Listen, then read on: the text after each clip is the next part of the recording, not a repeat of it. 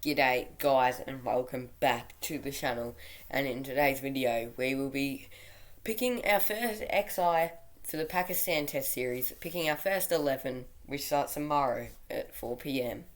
So obviously it's a big series, a show haven't been there in 20 odd years, so yeah, it's pretty huge. Obviously Pakistan probably have their best test side in God knows how long, maybe 10 years, maybe. Like, that's the thing. I mean, that we just haven't been over there for so long, and like seeing cricket back in Pakistan is pretty good for the country, I reckon. Security needs to be high. Ashton Agar got a death threat a few days ago, which isn't ideal.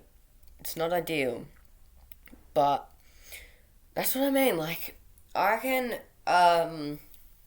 like, the security just needs to be so good. I reckon, let's quickly just touch on that death threat. I reckon if any more players get a death threat, just pack your bags and go home. I mean, we need to feel safe. We need our players feeling safe. And, you know, like, if our players aren't going to feel safe, we just may as well just go home because, you know, I just reckon we should. But, oh well, we're staying there. It's their fault if we go. And yeah, let's just get into picking our first XI. So, opening the batting for Australia, I have got Usman Khawaja and Davey Warner. Now, Uzi Khawaja, let's talk about him for a bit. It's huge for him. He's from Pakistan originally. That's his birthplace. It's just so important for him to do well over there. I reckon big crowds will be showing up to the cricket in Pakistan, and we want just to showcase our best skill. And Uzi Khawaja, if he does well, the team does well. They're going to lean off him. He'll know conditions. He should do well. He likes playing the spinners. And yeah, I reckon Khawaja opens with Warner. Now for Warner, well, yeah, he's getting to the end, but I think he'll definitely play all these subcontinent conditions matches in the next year or so. And yeah, he's going to be a huge part to the success, so hopefully them two can have a good opening partnership. Now at 3 and 4, pretty self-explanatory. I've got Marnus Labuschagne and Steve Smith. Now, yeah, look, I mean, they're just locks really. But I'm not sure, like, they might struggle in these conditions. Hopefully Smith gets back to his best. I think he will. I hope he does. But yeah, Marnus, he's been, I don't know if he'll do well either. Subcontinent conditions may test Marnus, and it might be a bit of a tough bit for Marnus, so hopefully he does well. But yeah, that's 3 and 4. I think they're locks.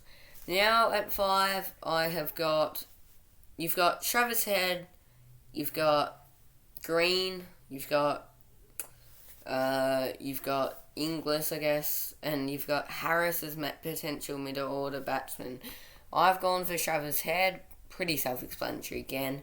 However, I reckon he might struggle a tiny bit in the subcontinent. Like, Pakistani pitches, especially when the ball's reversing, I reckon he could struggle a tiny bit, and hopefully he does well, but he might struggle a bit.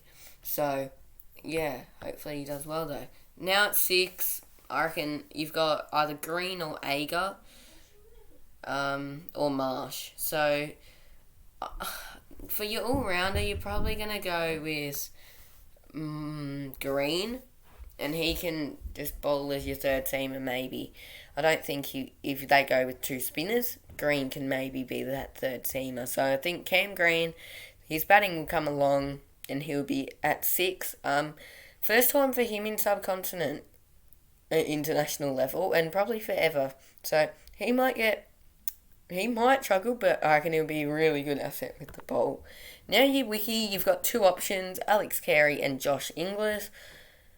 You're going Carey over Inglis. yeah, I reckon he's just going to be that much better with the bat. He's keeping, hopefully he does come with the keeping. Hopefully it improves a bit since the Ashes, but I'm sure he'll get it eventually. I don't know why Inglis is in the squad, to be honest. Like, shouldn't it be Wade?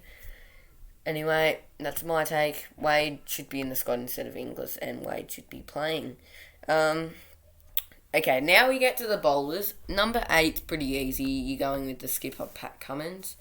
So yeah, Cummins, he might struggle a tiny bit in subcontinent conditions, but yeah, I reckon he's a lock at 8. Number 9, I have gone for Mitch Starc. You need that lefty in the side and that explosive pace, and Starc's got both of those. And he can bat a bit as well, so yeah, I definitely reckon Starc should be playing, and he'll bat at 8 or 9.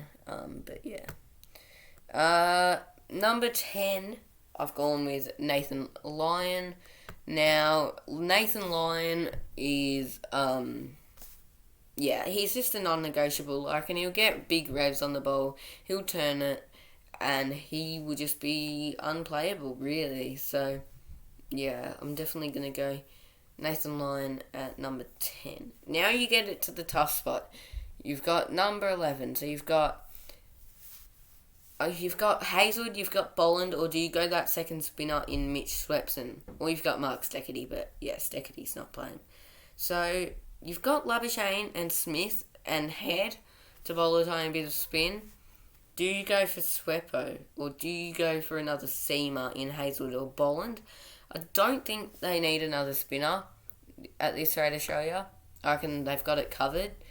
But what I do think is that I reckon it's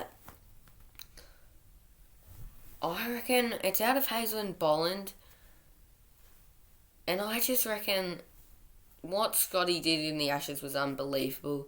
In Pakistan, yes, it will be different, but I just think he gets that nod over Hazlewood and for the first test, just to see what he can do, because players will fear of Scotty Boland probably more than Joshy Hazlewood, probably just because of what Scotty did in the Ashes. Yes, it's different conditions, but if he can just put that bowl on that same spot, he's just going to get the same reward. Like, it's very hard to play.